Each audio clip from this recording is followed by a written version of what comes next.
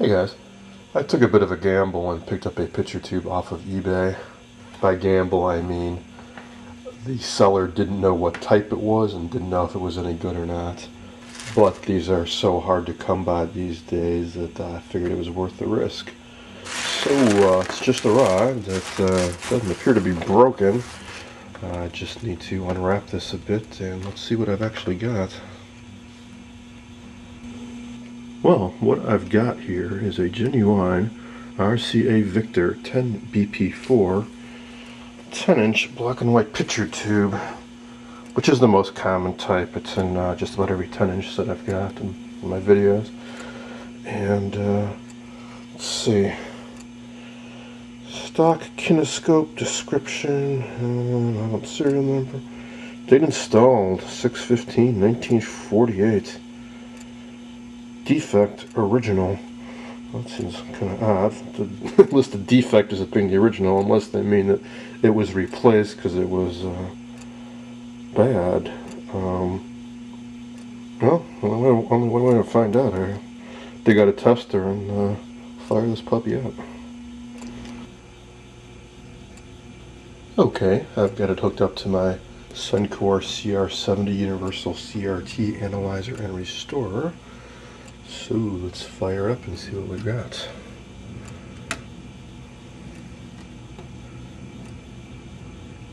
First setting, fill set. Just adjust this for 6.3 volt filament. And check for shorts. No shorts. No shorts. And finally the important, all important test, the emission. I guess I can check to see if the filament's glowing too. Yeah, the filament is glowing. Excellent. And the emissions are slowly rising. When you get a picture tube that hasn't been fired up in potentially since 1948, which would be, 62 years, it can take them a while to come back to life. Well, this one's creeping up nicely. Sometimes it takes as long as 3 or 4 hours to get to the green. It's also sometimes works out if you increase that filament voltage from 6.3 to maybe 8 volts and let it sit for a while. Basically, I think the filament and the or more importantly the cathode, as it sits for all those years, develops maybe some kind of a coating on it that needs to get burned off. Well, that's a good enough emission to check the one last thing, which is cut off.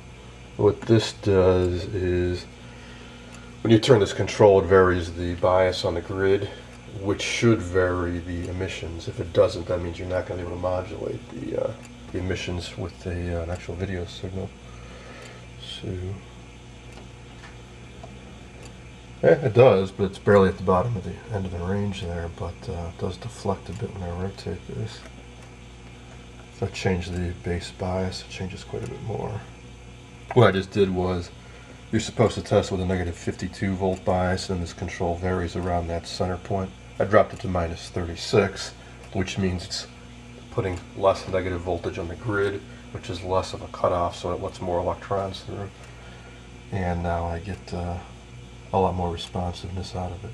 So basically, I've seen this before. This is what a really weak tube looks like that's been sitting around for a long time. Or I should say, it's potentially not a weak tube, but it's weak right now. So let's see. It's about 3:30 now. I'll let this sit for about an hour and then come back to it. And let's see where that meter's reading. It's been about 2 hours and I'm still not reading into the green. It's gone up a bit, but still not into the green zone. If I push this life test, the needle's not supposed to move or just barely move. Well, when I push it, it starts dropping and dropping. So what I'm going to try is the rejuvenate feature of this tester. I'll have to refer to the documentation here. It's been a while since I used it. Alright. Select the rejuve function. Set the individual gun setup for bad gun. Got that. Push the rejuve or restore button. Watch for a flash in the CRT. Well, let's see. Simple enough. So I guess I push this button, and there's supposed to be a flash in the CRT. So turn the lights off on the camera. Maybe I'll get lucky and the camera will pick this process up.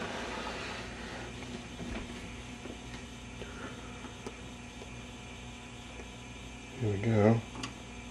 Oh, yeah, there was a flash. I don't know if you caught that, but right in the gap here there was a little brief blue-white flash. So now I'm supposed to repeat my tests.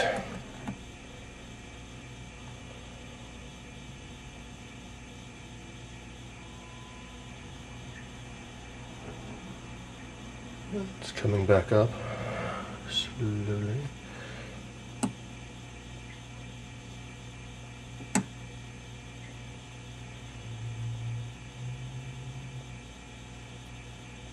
I'll pause the camera while this tube heats back up. It's been about 10 minutes since I used their Rejuvenate feature, and the needle is now measuring right in the middle of the green range. If I use the emission life test button, the needle just barely drops.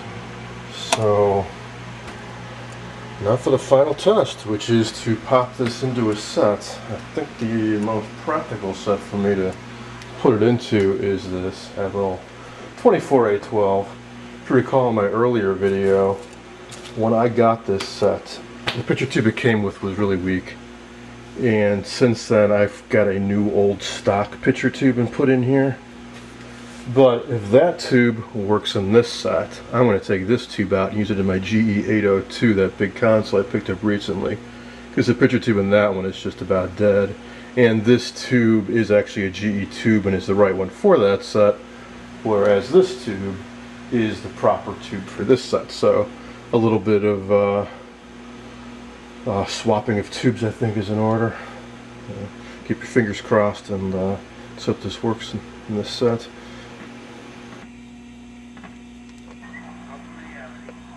Oh, there's the picture tube playing just fine. Plenty of brightness.